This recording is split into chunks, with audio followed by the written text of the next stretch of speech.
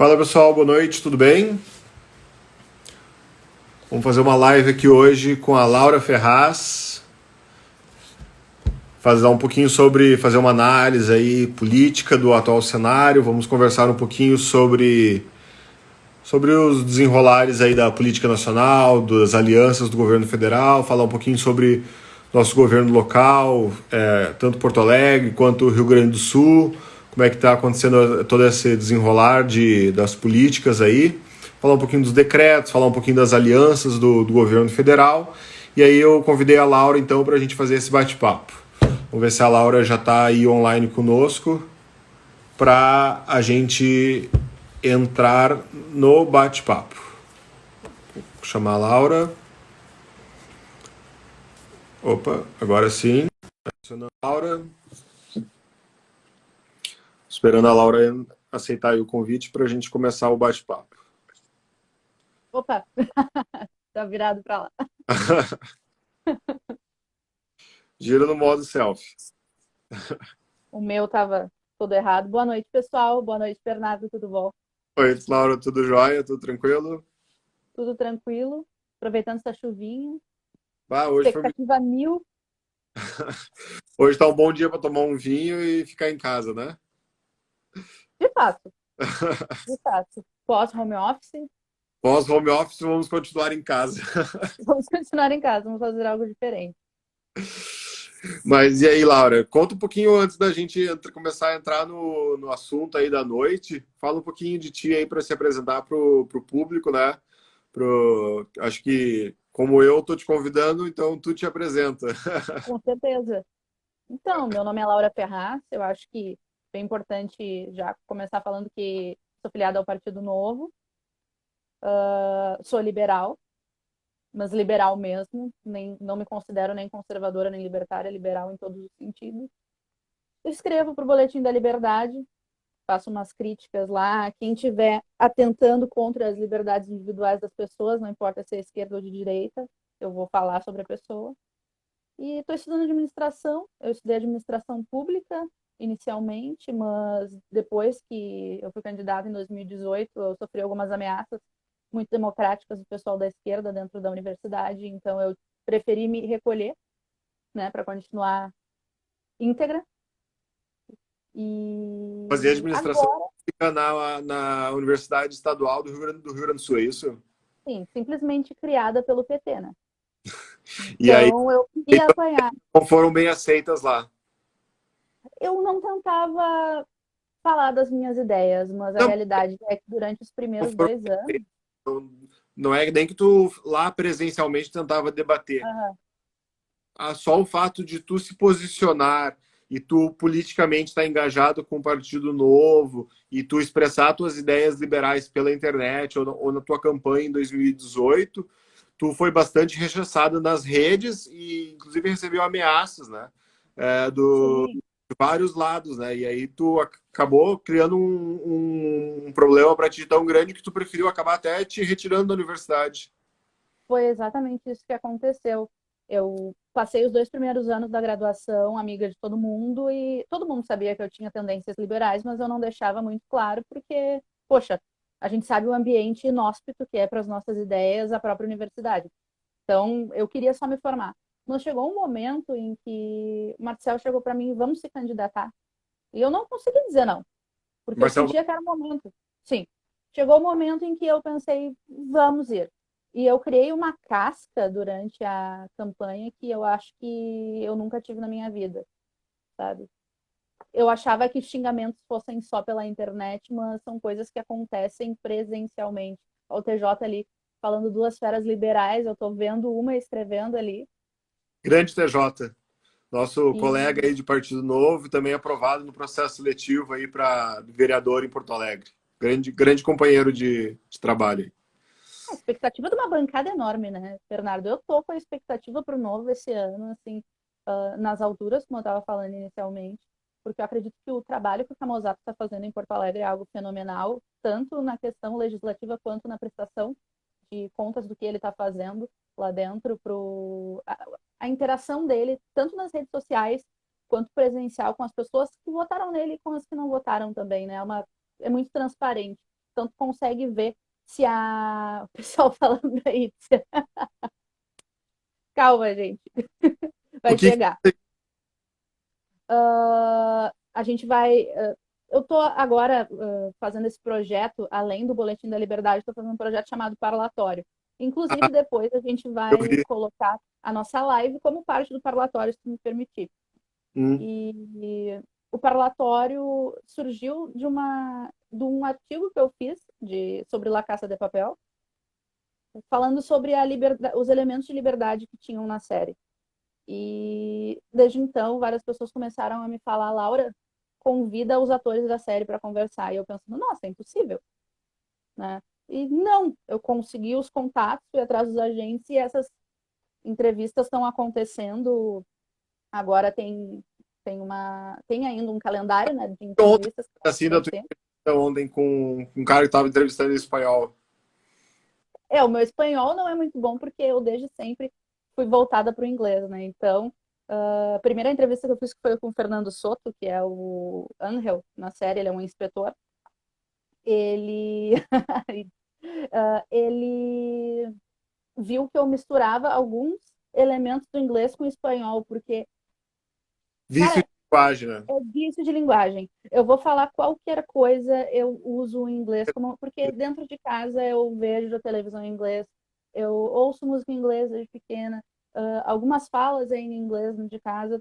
Então, Não, isso é escola, normal. desde sempre. Eu também tentei estudar alemão durante um tempo e no colégio eu estudei alemão, na época do colégio, né? Não no colégio em si, mas na época do colégio. E depois eu fiz um intercâmbio para a Áustria, que também lá fala Nossa, alemão. E toda hora eu era tipo uma bengala, em vez de eu falar a palavra em alemão, aí quando eu não sabia a palavra, enfiava o inglês no meio. E aí, tipo assim, não. exatamente. E aí a pessoa te olha com uma cara de.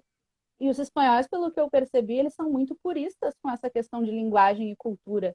Então, quando eu meto o inglês, a pessoa me olha assim, né? É complicado. Mas para eu não sair muito do foco, porque eu faço isso direto, da tua pergunta, o parlatório ele é uma forma de tentar desmistificar essa ideia de que jornalista e de que artista não pode falar sobre política. Estou tentando trazer alguns elementos. Claro, inicialmente, a análise da série foi de uma perspectiva política, social e econômica. Mas eu não poderia simplesmente chamar as pessoas para falar sobre o projeto delas e as carreiras, porque não condiz com o meu perfil, né, com as coisas que eu escrevo. Eu tenho que sempre colocar de alguma forma a temática política, não adianta. E eu estou convidando essas pessoas, inclusive eu estou falando agora com algum, não sei se tu já assistiu o Sul. Agora vamos ir para o meu chão, que é a série de língua inglesa. Vou poder entrevistar as pessoas na língua que eu me sinto mais confortável. Qual que é a série? Suits. No Ah, sim. Brasil Por é isso Homem de Terno. eu vi uns posts teus sobre isso. Aliás, eu gosto muito dessa série. Eu, na verdade, parei de assistir. A última temporada que eu assisti foi justamente a última temporada que a menina saiu da seriado porque ela casou lá com o príncipe da Inglaterra. A Meghan A Markle. Markle, Mas, é, mas aí depois eu acabei é parando meio... quando não tive mais tempo. Atualmente eu parei mesmo de assistir seriado. E aí eu acabei não tendo mais tempo de assistir seriado. Não foi porque ela saiu da série. Eu tinha entendido isso. Não, Whatever. foi por isso. É isso, estou estudando agora. Eu passei numa universidade que eu acho que é algo que até a gente deveria falar para as outras pessoas que várias universidades americanas elas se uniram e criaram a Ah, University of the People. globalista, é isso? Oi? Agora tu vai te entregar que tu é uma globalista, é isso? Ah, nossa, total. Então vai Agenda lá. 2030, uhul.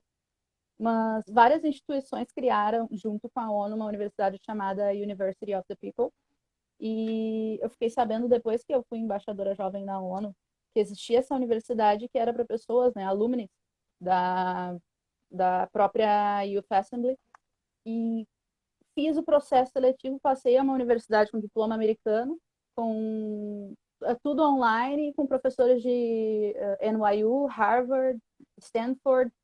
todos os módulos online. Então, eu acho que é uma coisa que tem pessoas que no Brasil elas acabam achando que elas têm que se entregar à universidade federal, estadual, muitas vezes pagar, a pessoa é fluente em inglês e não sabe que tem oportunidades como essa, ela tem o perfil e acaba não entrando. Então, é algo que, assim que começar o meu term, que a gente chama, né, não são semestres lá, são terms, Sim. tipo, 2 bimestres, perdão, 2 meses, não, um bimestre. Eu vou começar a falar sobre isso mais nas redes sociais, porque eu acredito que essas iniciativas, né, do terceiro setor, elas também podem ajudar bastante o mundo em geral, né? E aí junto vem essa alcunha de globalista. E na realidade, boa noite, Mariana. E na realidade, eu acho que ao invés da gente se afastar de alguns ambientes, a gente deveria entrar neles, porque a ideia inicial de criar uma instituição não, mas uma organização que tenha como com a participação dos governantes de todos os países para deliberar sobre algumas coisas, em síntese é algo interessante, mas isso foi deturpado ao longo do tempo e nós que somos liberais sabemos, né, que foi sendo tomado por outras pessoas que tinham mais tempo para estar lá, que o liberal estava preocupado em produzir, obviamente. Mas está na hora da gente começar a tomar esses lugares e mudar os rumos, né, dessas políticas que são indicadas para o mundo todo. Né? Essas indicações elas acabam sofrendo, querendo ou não, sofrendo interferência de governos. E não sei se tu viu ou se o pessoal que está assistindo viu a carta do Trump à OMS. Eu vi o comentário do Marcel, ele fez uma tradução online numa live, foi bem legal. Ah, é? Uhum. Eu vou dar uma procurada depois. Ele foi Mas no momento que ele recebeu a carta, ou que ele teve contato com a carta, eu acho que ele foi fazendo uma live e foi traduzindo uma tradução meio simultânea da carta, assim, fazendo então aí o reporte do Trump pedindo aí as questões de investigação e tudo mais, né, com a questão da China, né? Mas conta aí que tu ia dizer. a gente costuma dizer que os Estados Unidos interferem no comando da ONU, né? E a gente não, a grande mídia fala e nós, do outro lado, a gente imagina que, não do outro lado, nem do lado certo, mas a gente sabe que tem pessoas que têm posicionamentos e do nosso lado do posicionamento a gente muitas vezes tende a acreditar que a esquerda está sob domínio das pautas da ONU. E não é verdade quando a gente vê um presidente de uma forma histórica, né, se posicionando e falando que vai cortar verbas para uma organização que de fato deveria servir para o bem de todos, né, e não para proteger alguns países de serem investigados. Então, é nesse âmbito que eu acredito que não só os jovens, mas as outras pessoas deveriam enxergar com outros olhos. É uma instituição, assim como o Estado, que a gente não pode abrir mão de estar presente. Né? O Estado existe e se a gente quiser diminuir ele, quiser que ele preste serviços, a gente vai ter que estar lá dentro. Os liberais vão ter que estar lá dentro. Então, esse purismo de, nossa, a Laura foi para a ONU, que absurdo. Cara, foi uma experiência incrível. Eu conheci pessoas que pensam diferente de mim e eu vi que é possível tu ser respeitado, diferente do Brasil, em que há essa dicotomia tão absurda que a gente está vivendo hoje, que acredito que depois a gente vai falar sobre. Não, Lá é mais tranquilo, por incrível que pareça. Ponto, né, que me fez lembrar agora do Nigel Farage, que era um cara que historicamente lutou pela saída da Inglaterra e do Reino Unido da União Europeia, e, no entanto, ele era um parlamentar na União Europeia. E ele justamente era um parlamentar na União Europeia justamente para levar lá as ideias dele, que ele defendia, de uma interferência menor da União Europeia no Reino Unido, né? Então, Exatamente. se fecha e se omite de tentar influenciar com a tua visão, né, essas áreas, né, você acaba deixando que aquelas pessoas que querem cada vez mais poder para essas áreas influenciem tua vida, né? Eu acho que muito esse é o papel do Partido Novo, né? Aí quando você pega libertários mais radicais que dizem, não, tem que destruir o Estado, tem que acabar com o Estado. Você não vai acabar com o Estado num passe de mágica, né? Se você quer diminuir o poder do Estado, diminuir o poder dos políticos, principalmente, sobre a influência dos indivíduos, das empresas, dos cidadãos, querem gerar riqueza, que querem trabalhar, querem se desenvolver, querem gerar sua felicidade, de buscar sua prosperidade, sem que ninguém fique se metendo na vida deles. Os liberais têm que agirem no Estado para permitir isso, né? Infelizmente, essa liberdade não vai ser conquistada sem trabalho, né? Lá os ingleses, lá no século... Ah, eu sou ruim de data, no século XVII, lá que quando se contra né, se entrar em choque contra o rei para conquistarem mais liberdades lá e fizeram aquela revolta, né? Não foi com se rebelando e ficando criticando só, né? Tiveram que entrar, agir, precisaram entrar de alguma forma, criar uma estrutura para poder criar limites para o rei, né? Então eu acho que é muito isso de você estar cada vez mais atento a como você consegue limitar os poderes dos políticos. E para isso você precisa estar agindo também politicamente, né? E precisa saber o que eles estão pensando, o que eles estão fazendo. E pensando nisso, essa juventude toda que estava nessa Assembleia Jovem da ONU, ela acaba saindo de lá com pautas, com ideias, com contatos, faz esse network para desenvolver projetos que muitas vezes a gente vai olhar e eles têm um caráter de separação do Estado que nem mesmo os próprios jovens que fazem parte notam. Eu estava lá e eu percebi que a maioria deles poderia facilmente ser enquadrados, fosse ver num espectro ideológico, como libertários, porque eles, em todas as coisas, só que muito do que as pessoas se identificam, essa questão de tu tentar enquadrar, a pessoa acaba indo para o lado social, né? Que é algo que durante a adolescência, imagino eu, na formação, impacta muito em como tu vai te relacionar com seus colegas ou fazer amizade. Então, tu acaba levando essa alcunha de esquerdista na escola. Eu não levei isso por motivos óbvios, mas eu acredito que essas pessoas elas têm medo de dizer, ou elas muitas vezes não sabem que existe isso. E para finalizar o meu ponto, esse era o motivo pelo qual eu fui, e eu descobri muitas iniciativas bacanas, não governamentais, que levam a ajuda de instituições privadas, né? E não pedem ajuda nenhuma do governo, inclusive são totalmente avessas à intervenção do próprio governo. Então é algo que vai totalmente contra o que eu imaginava que eu ia chegar lá, vendo várias pessoas defendendo, sei lá, Venezuela, vamos estatizar tudo. Eu chegando lá, né, vamos renovar tudo, e imaginei alguém me falando, não, vamos estatizar tudo. E na verdade eles estavam falando sobre, não, como é que a gente vai fazer para melhorar a vida das pessoas que estão nesses regimes? Eles têm uma tendência a negar o que está acontecendo.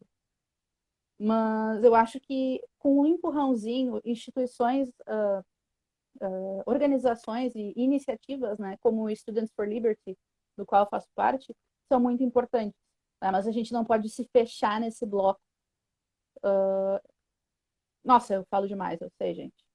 Mas eu tocou aí num ponto que eu acho que é chave para a gente entrar no debate da noite aí, na discussão da noite, que é a atuação dos políticos, né, que a gente estava falando, e a gente tem hoje uma atuação dos nossos políticos aqui no Brasil, que por vários olhares tem crescido, né, e aí a gente tem convivendo com uma crise, né, a crise do coronavírus, onde muitos liberais têm argumentado que é sim necessário que essa atuação dos governos aumente, porque nós vivemos um momento excepcional. Outros dizem que não, que era necessário que seguíssemos da mesma forma. Aliás, que o indivíduo deveria ter a liberdade de tomar suas próprias decisões, que jamais o Estado poderia ter tomado atitudes como fechar comércios e assim por diante. E a gente, em meio a tudo isso, a gente vive mini crises institucionais, né? No governo federal, a gente tem alguns problemas de coordenação política, envoltos aí em alguns problemas éticos, trocas de ministro, a imprensa num relacionamento que nunca gostou do governo federal, não faz questão também de fazer uma cobertura isenta, e tudo bem que não faça uma cobertura isenta desde que assumisse, né, um posicionamento político, como é nos Estados Unidos, né, que a imprensa tem um posicionamento mais político, mais claro, né, mas aqui no Brasil a gente não adota esse espírito, né, a imprensa tenta fazer uma cobertura isenta, mas não é isenta, né, e, e aí fica meio cômico, assim, não sei, eu acho meio cômico a imprensa brasileira. Mas, enfim, eu queria escutar um pouco de ti aí, o que tu tá olhando sobre esse nosso governo federal aí, que agora recentemente resolveu aderir ao Centrão, né? Então parece que tá tudo bem agora. Maia e Bolsonaro são best friends forever novamente. Uma semana sim, uma semana não. Essa semana parece que eles estão super amigos. O que você está achando dessa condução aí do governo federal? E depois a gente vai descendo aqui para nossa realidade mais local. É uma relação amorosa isso que o Maia e o Bolsonaro têm, né? Porque eles ficam nesse flerte, daqui a pouco um cede, o outro não cede, fica esse impasse, esse jogo, e quem sofre somos nós. Né? Quem fez campanha para o Novo durante 2018 sabe que o nosso candidato era o João Amoedo, por motivos todos nós conhecemos, que ele condiz mais com o nosso perfil. Enfim, sabemos que quem chegou no segundo turno é o Jair Bolsonaro. Obviamente, não se esperava, eu não esperava, sinceramente, que ninguém votasse no Fernando Haddad.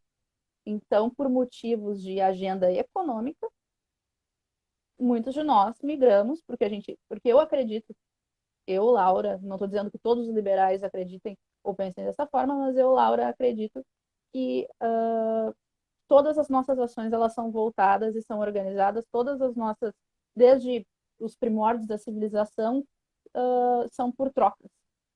A gente se organiza por trocas como sociedade. Então, se tu tem um livre comércio, de alguma forma, se tu não tentar mexer em nada no social, tu vai acabar gerando uma sociedade mais livre. E Óbvio mais que isso é uma teoria. e Óbvio você que isso é uma teoria. melhora também, né? Como? Desculpa. E se você tem essas trocas livres e se você prospera economicamente, você automaticamente prospera socialmente também, né? Sim, isso. E perfeitamente.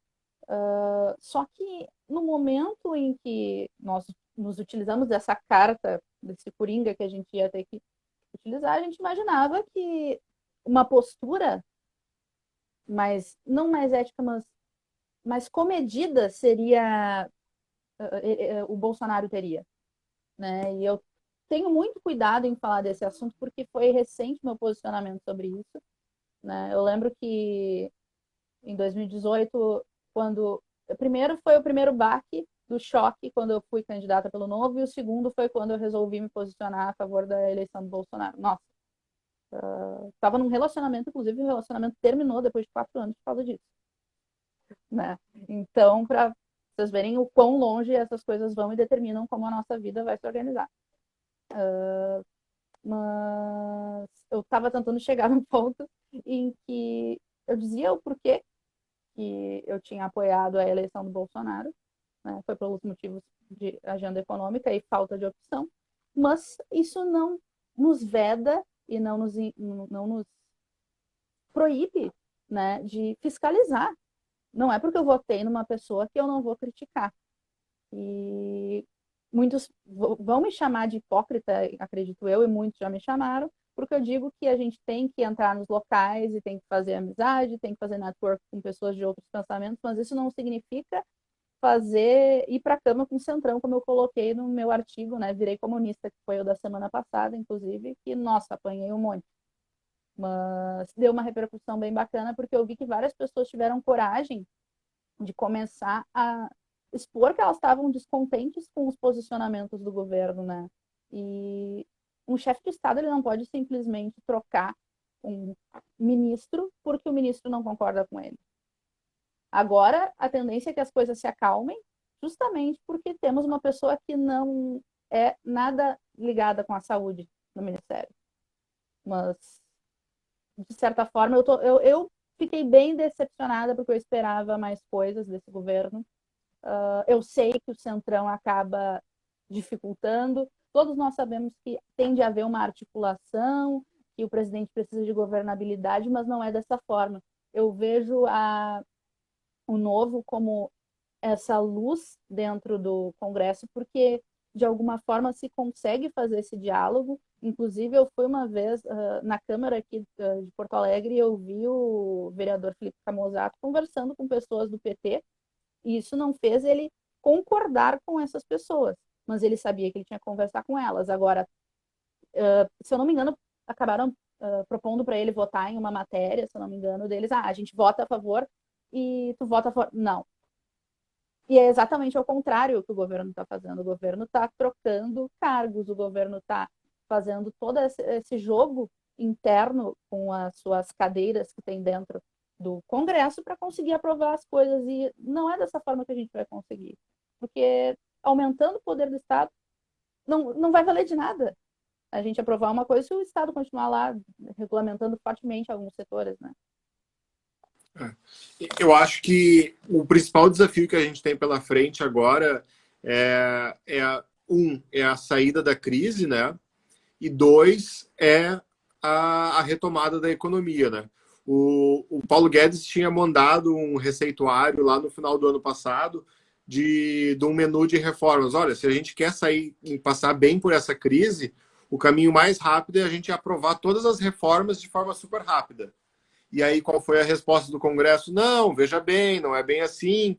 O que a gente precisa fazer é gastar mais, que é a resposta keynesiana, né? E aí a gente que aprovou quase 1 bilhão aí vai ser provavelmente esse ano de despesa, que é o que o mundo inteiro está fazendo, né? Gastando dinheiro que não tem, aumentando um monte o seu endividamento. Esse ano, provavelmente, a gente vai ter quase 8% de déficit do PIB aí, de retrocesso no seu PIB, né? E a gente vai ficar com as reformas provavelmente todas para o ano que vem, né?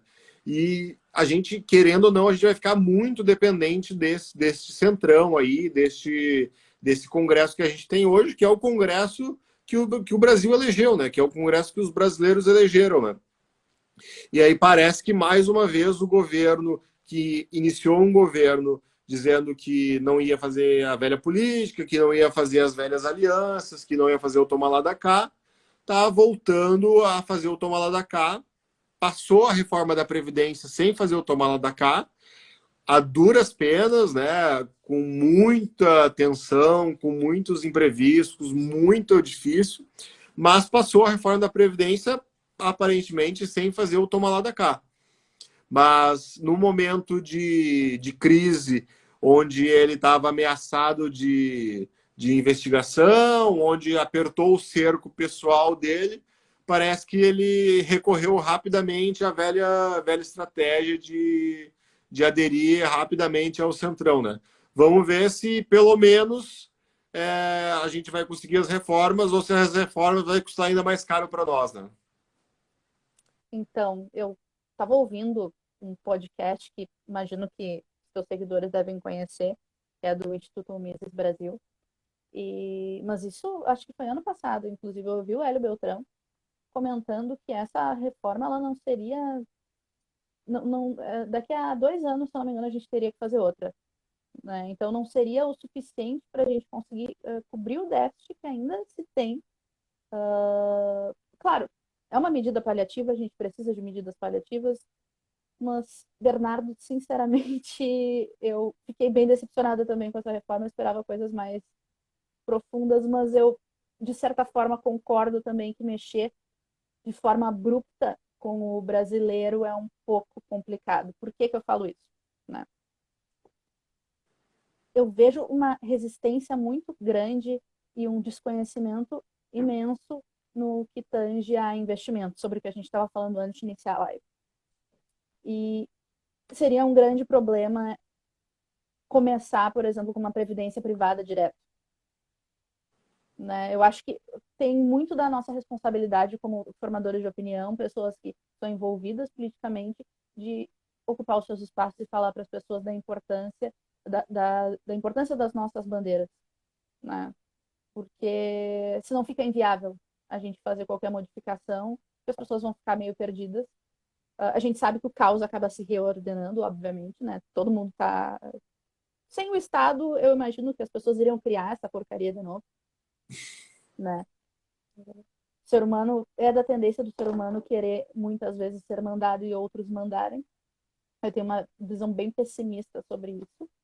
Novamente, isso não é o pensamento liberal, esse é o pensamento da Laura, mas eu tenho uma visão um pouco pessimista nesse sentido, mas acredito que as coisas elas estão sendo muito mascaradas atualmente. A gente tem uma certa impressão de que esse governo, a gente tinha essa impressão que esse governo ia ser liberal, ele não está sendo liberal como a gente imaginava, nem no sentido econômico, né, que foi o motivo pelo qual nós inicialmente nos posicionamos no segundo turno. Não falo de ti, falo de mim. Eita, Ops. confirmou.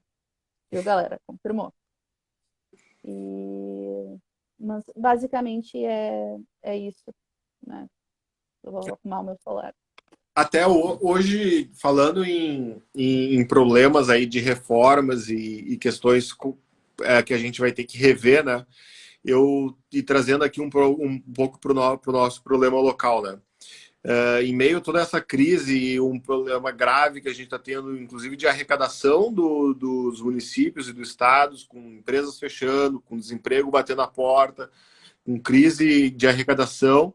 É, o governo municipal aqui de Porto Alegre, no final do ano passado, tinha entrado com uma medida judicial solicitando o aumento do teto da prefeitura, que passasse de 19.500, que é o teto do salário do prefeito, para o teto nacional, que é quase 35 mil reais ali, aquele teto dos desembargadores. Né?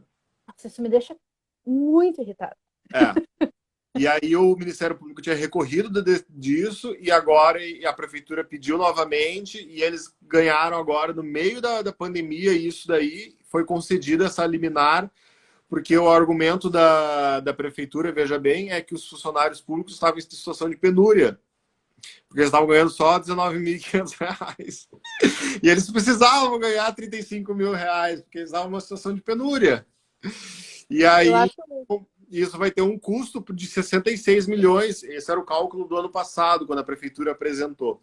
Quer dizer, o aumento de IPTU que a gente está tendo, pagando aí esse ano, né? Os porto-alegrenses estão pagando o aumento de IPTU, vocês já sabem, estão indo para pagar os super salários da prefeitura. Então, é um escárnio com a população, basicamente, não tapa na cara em meio a uma mega crise que a gente está tendo, eles estão querendo aumentar o salário. E justamente no dia em que está sendo discutido o veto do presidente ao aumento, ao congelamento do salário dos servidores públicos até o final do ano que vem, né? E o eu já ia Congresso. falar isso agora. Eu ia pegar esse gancho e falar, eu estava dirigindo para o trabalho e estavam falando disso. Exatamente, o Congresso está querendo saber se derruba o veto, o presidente está dizendo que vai vetar, o Paulo Guedes diz, olha, isso daí é essencial, tem que vetar isso daí, porque senão dá uma questão moral, né? Além de arrecadar a questão de fiscal, mas é uma questão moral, e é uma loucura o prefeito aqui querer gastar mais 66 milhões com os super salários da prefeitura, né? Vou fazer um paralelo muito absurdo agora, mas que vai fazer sentido para algumas pessoas. Quando eu estava no projeto de pesquisa na universidade, eu me lembro que eu via tanta coisa guardada, ou seja, tantos recursos que ficavam parados e muitas vezes a gente perguntava para o professor, que era muito querido, mas ele seguia, obviamente, as regras da universidade, por que não podemos usar? Porque é bem público. Mas se é bem público, por que não podemos usar? Então, eu acho que tem mais ou menos esse sentido. A gente gasta muito com coisas que o Estado gasta muito, né? Seja no município, seja no Estado, ou seja na federação, a gente gasta muito com coisas que a gente não sabe para quê, de péssima qualidade, ficam guardadas. E a mesma coisa serve, não estou generalizando, porque eu acredito num Estado mínimo, né? Então, não acredito na ausência total do Estado, acredito que o Estado mínimo seja o essencial, mas só também já está de bom tamanho e a gente ainda corre o risco de perder algumas outras coisas se a gente dá essa abertura, né? Sim. Então, temos servidores demais. E eu me lembro que eu conversava com uma amiga que é de esquerda E ela me falava, nossa, mas em determinado país, se comparado com o Brasil tem 10% só dos servidores que eles têm. A cultura é totalmente diferente, e as coisas funcionam. E muitas vezes também a gente tem esse contra-argumento de que em países como os países nórdicos, eles vivem um socialismo, mas na realidade eles estão simplesmente gozando do dinheiro que foi guardado ou dos benefícios de várias políticas de austeridade que foram tomadas desde a época em que Suécia, Noruega e países nórdicos eram muito pobres e as pessoas morriam por morar na rua, né? Com frio, tamanho frio. Então, fez toda uma volta para falar, sim, temos um absurdo acontecendo, não só em Porto Alegre, em todos os demais municípios, precisamos de gestores e, mais do que isso, precisamos de pessoas que sejam comprometidas em diminuir essa farra lá dentro das câmaras. E, de novo, eu acredito muito no potencial do Novo nesse sentido, porque, como falávamos, o Centrão, ele foi eleito, mas ele foi eleito porque há dinheiro para ele se eleger. E esse dinheiro é público. Esse dinheiro que compra as pessoas que não têm com o que sobreviver, ele é público. Então, cortando essa mamata, eu acredito que, com certeza, aos poucos a gente vai conseguir mudar as coisas, mas não vai ser tão fácil. É, Ao longo prazo... fundo partidário fundão, né? Isso daí distorce Isso. completamente os incentivos, né?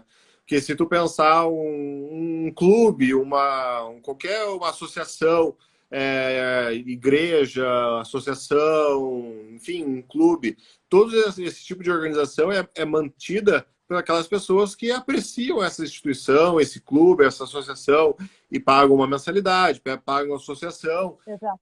Prosperam as associações, os clubes, as entidades que têm na sua base uma quantidade grande de associados e aí aquilo ali prospera. O mesmo vale, isso é uma lógica de mercado, né? Por que, que a Microsoft prospera? Porque muitas pessoas veem valor na Microsoft, então demandam os serviços da Microsoft.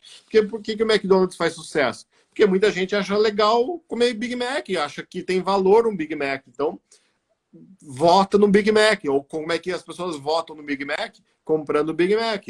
Então, a mesma lógica se aplica ao Partido Novo, né? A gente não utiliza fundo partidário, a gente não utiliza o fundão, né, que é utilizado para campanhas eleitorais.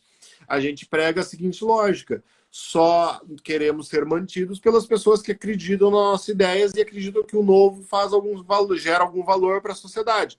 Então, se você acredita nas nossas ideias, se você acredita em um candidato novo, financia esse candidato, financia o partido, vota no novo, vota nas nossas ideias, vota na instituição, apoia a instituição. Então, a gente acredita que todos os partidos deveriam ser financiados assim. E é por isso que no Brasil tem 33 partidos, porque esses partidos não precisam de representação de verdade, né? Eles não precisam seguir uma lógica de apoio institucional, de apoio das pessoas, porque eles têm dinheiro, né? As pessoas não precisam apoiar esses partidos. A maioria dos partidos nem existem materialmente, né? Não tem um escritório, não tem sede, não tem filiado, não tem apoio.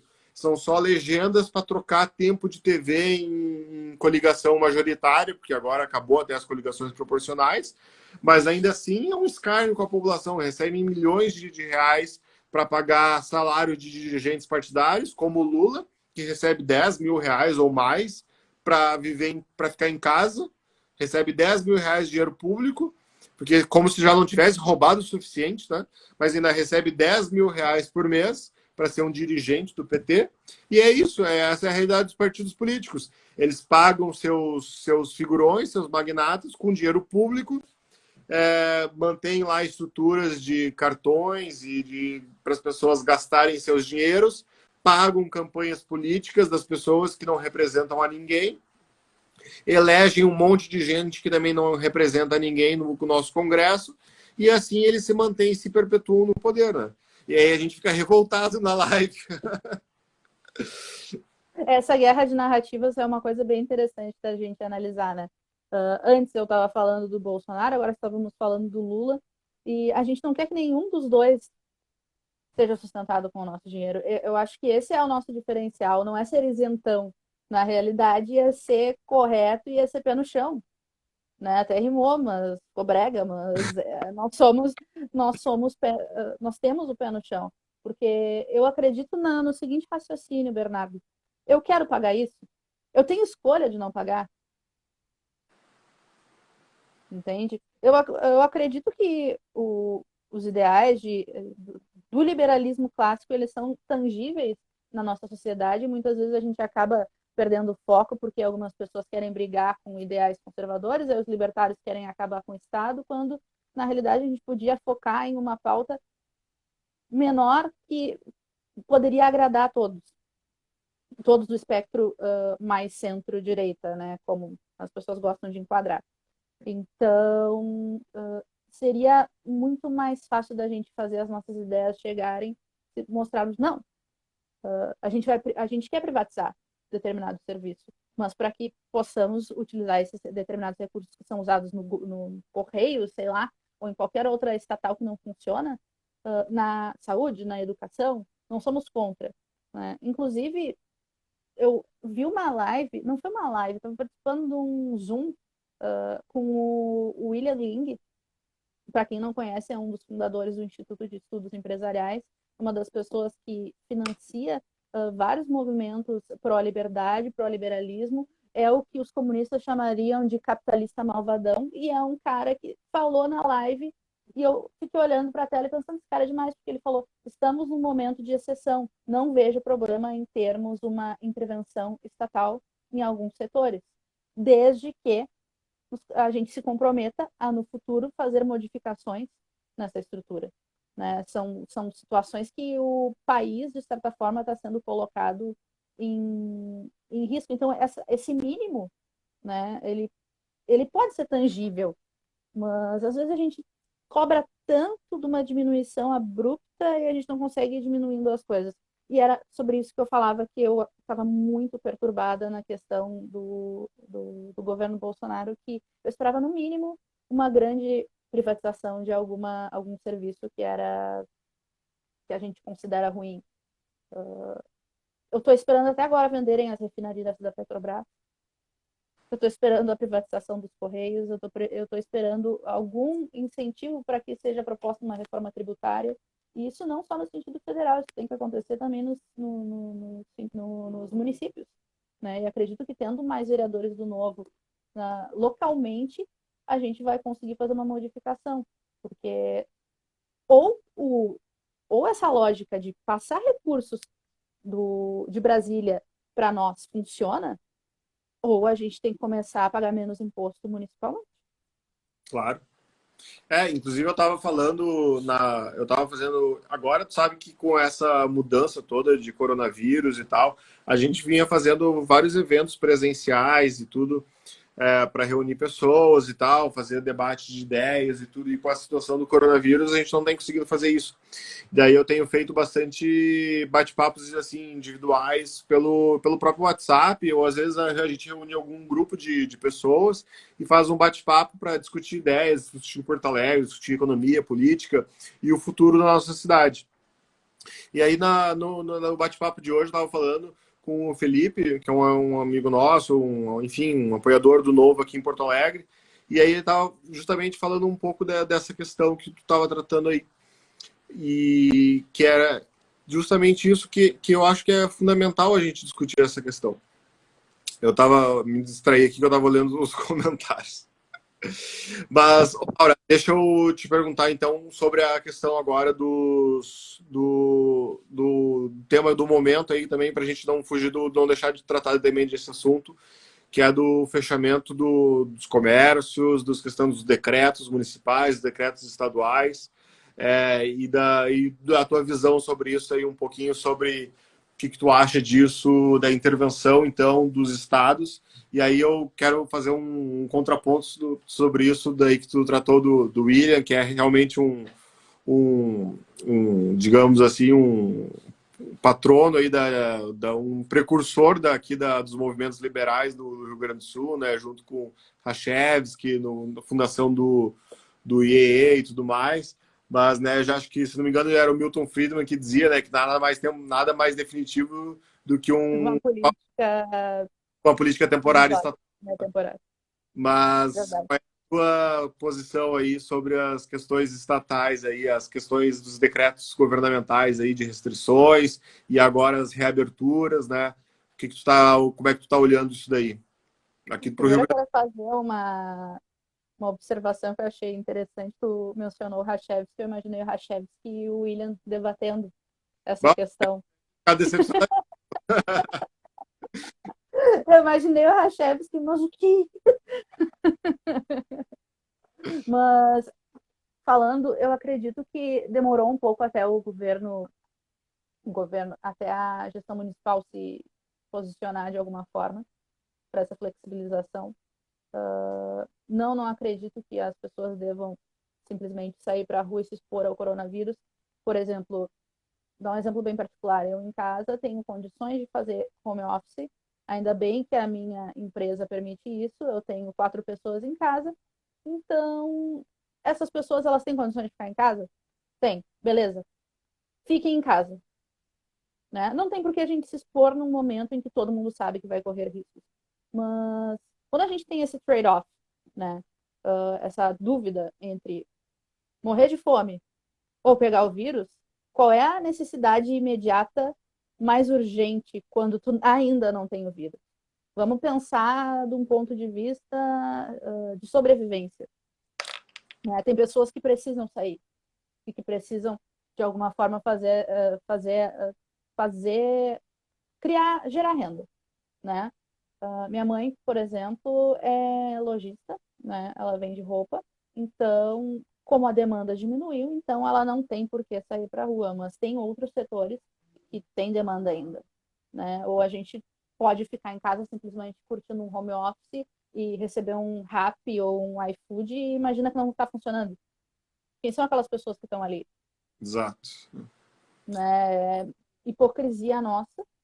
E eu acho que um meio termo nesse sentido, acho que meio termo em tudo, na realidade, é o ideal, mas nesse sentido, quem pode fica, quem não pode tem que tomar cuidado. O Estado bota dinheiro em tanta coisa, eu acho que multar as pessoas, que era uma coisa que eu estava vendo que o governador, se não me engano, tinha decretado que deveria ser feito para pessoas que não utilizassem máscara, eu achei um absurdo. O Eu ao governo ponto. sempre querendo arrancar das pessoas dinheiro em uma situação de vulnerabilidade, então já que o governo taxa tantas pessoas, pega e faz como um município que eu vi em Minas Gerais, que óbvio que não deu de graça, né? Porque essa lógica do deu de graça para nós não existe. Mas pega e então compra máscaras e redistribui para as pessoas, então, para elas voltarem às suas. É a utilização do aparelho estatal de uma forma que vá preservar as pessoas, manter de alguma forma a economia, nem que seja o mínimo, minimamente possível operando, né? E tendo cuidados, obviamente. O que eu estava falando esses dias, eu escrevi um artigo que muitas pessoas criticaram inicialmente. Deve ter visto que meus artigos todo mundo critica de alguma forma, né? Os artigos eram Porque polêmicos. é uma polêmica. Primeiro eu falei é quarentena ou socialismo. Eu fiz uma comparação com o momento que a gente vive com 1984 e na realidade as pessoas elas não têm escolha, né? E estava dizendo inicialmente não. Se a gente se acostumar a viver desse modo, com as pessoas escolhendo por nós, com o governo escolhendo por nós, isso vai se tornar algo comum. Então, não deixem isso, esse momento, fazer com que a gente não faça crítica sobre isso. A gente tem que Não pode fazer crítica sobre virar isso. normal. Não pode virar normal. No entanto, a posição, que daí foi o que eu escrevi no último artigo, que também foi criticada, é que a gente não pode ter simplesmente um chefe, um líder da nação que chegue em numa rede de televisão, comece a berrar, gritar, ou simplesmente fazer graça ou levar num sentido de piada o que está acontecendo. É uma coisa muito séria. A gente O vê, momento por é, exemplo, o momento é grave e quem sai à rua correndo um risco de vida ou se expondo a eventualmente contrair um vírus, não é porque acha que é uma gripezinha, mas é porque correr aquele risco para ela é mais fundamental do que ficar em casa, ou porque não tem a opção. Não porque ela acha que é uma gripezinha, ela está indo trabalhar, correr, brigar, correr atrás da máquina, porque ela precisa. Porque se ela tiver também, ela ficaria em casa se ela tivesse essa opção. Com certeza. A gente estava conversando com uma colega nossa aqui do Novo, que também está aprovada no processo seletivo, pré-candidata, a Samila Monteiro. Linda, beijo, Samila. E ela é da Restinga. E eu perguntei, Samila, como é que tá a questão aí na Restinga? Ela disse, olha, na primeira semana, lá em março, o pessoal ficou assustado. Na segunda semana, o pessoal ainda deu uma maneirada. Mas depois não teve como. Vida normal na Restinga. As pessoas precisam trabalhar, precisam correr atrás do seu sustento.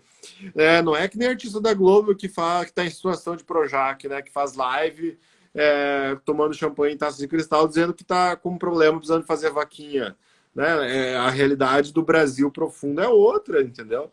E aí esse é o lado que a gente tem que, né, entender que cada pessoa, cada indivíduo tem que saber o que é melhor para si.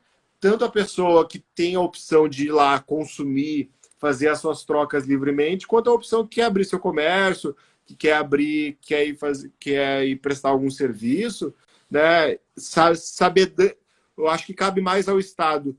Olha, conscientiza acerca dos riscos e prepara o sistema de saúde para os problemas que podem acontecer, porque esse é sim o papel, já que nos toma os impostos, né? Nos toma nosso dinheiro através dos impostos, pelo menos gasta com aquilo que é essencial nesse momento.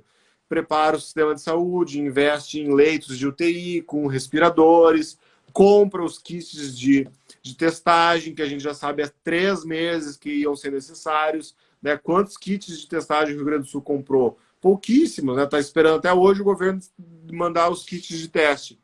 Agora, 2 semanas atrás, que o prefeito Nelson Marquesan foi fazer os convênios com os laboratórios privados para fazer aumentar e ganhar escala nos testes de coronavírus. Quer dizer, aquilo que era óbvio, que tinha que ser feito, que todos os países que deram certo, que era teste, investir em leito de UTI e tal, Alemanha, Coreia do Sul, e vários outros exemplos bem-sucedidos, eles ficaram se batendo para fazer. Agora, o que era uma resposta fácil politicamente, que era fica em casa, fecha tudo, vamos achatar a curva, que era só dar uma canetada e assinar um decreto, daí eles fizeram rapidinho, né? Então, eu acho Se que... a gente consegue ficar, né? Eu acho que tem que ficar, com certeza. Beleza, Né? E como tu estava falando, só que eu acho muito importante falar que existir uma Samila na Restinga é algo incrível. Tem que ter mais Samilas na Restinga, em locais como Viamão, Alvorada, porque as pessoas acabam... A vida delas depende do funcionamento da economia e muitas vezes elas veem artistas da Globo, veem pessoas pró-esquerda falando algo e não condiz com a realidade delas. Então, ter a presença local, né, de pessoas que pensam assim, eu acho muito, muito, muito importante. Acho que a gente vai começar a mudar as coisas a partir desse sentido. E como tu estava falando, as pessoas elas precisam ir para a rua. Por exemplo, eu sempre dou o exemplo da minha mãe, porque eu trabalho também, mas eu sempre vejo ela como a chefe da casa, em alguns sentidos. Então, há essa hierarquia, há esse respeito. E quando ela tem clientes, ela precisa sair, ela toma todos os cuidados. Então, é importante a gente lembrar as pessoas de que essa polarização de eu não acredito, vou simplesmente sair para a rua, e eu acredito, vou me trancar dentro de casa, isso não é bom para ninguém, não é bom para a pessoa que fica trancada dentro de casa psicologicamente, a pessoa que precisa fazer dinheiro, ou a pessoa que vai para a rua simplesmente acreditando que é uma gripezinha só, também vai se ferrar, todo mundo vai se ferrar dessa forma. Claro. Não, e isso não faz o menor sentido, né? E eu posso te dar o meu exemplo pessoal, né? Que lá, por exemplo, na minha família, a gente está tentando conviver isso com um certo equilíbrio, né? Por exemplo, eu tenho uma atividade essencial, né? Eu tenho uma agência lotérica, uma atividade que é considerada pelo governo essencial, né? Ainda que na minha visão, todo emprego, todo trabalho para a pessoa que desenvolve aquela atividade é essencial. Mas, digamos, para os burocratas estatais, eles consideraram a minha atividade essencial. Então, eu tive o privilégio de não fechar em nenhum momento a minha atividade comercial. Então eu pude seguir trabalhando. A minha mãe, que já tem mais de 60 anos, trabalhava comigo na empresa, a minha irmã, que é estudante, ia todos os dias para a universidade, meu pai, que é aposentado, seguia com suas atividades normais, mas ele mora no interior e tal. Meu irmão é médico, mora em Joinville no momento. Então, o meu irmão, ele continua trabalhando, mas ele toma todos os requisitos normais da profissão dele. A minha mãe, que trabalhava comigo na empresa, ela tem mais de 60 anos. Então, o que a gente decidiu? Não, a senhora não pode continuar trabalhando. A senhora tem que fazer o distanciamento social para a segurança da senhora, para a saúde da senhora. Não vamos correr esse risco, porque para a senhora está no grupo de risco, né? Não tem por que correr esse risco. A minha irmã, que era só estudante e não trabalhava, a universidade migrou para todas as atividades à distância. Então, é uma pessoa a menos fazendo interação social, uma pessoa a menos fazendo vetor de transmissão. Eu mesmo sendo um liberal, quase um libertário ainda, agora mais com esse problema todo do governo interferindo na nossa vida, estou cada vez mais libertário.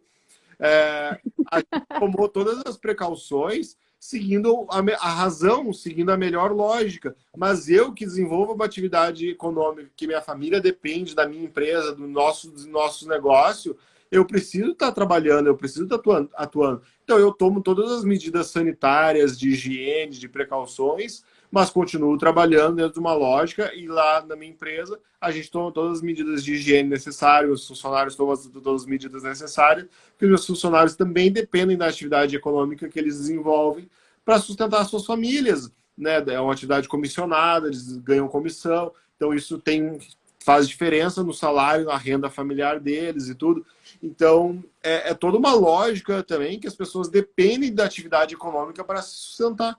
Quantas empresas fecharam as portas, quantas empresas faliram, quantas famílias estão em situação muito pior do que estavam antes, né?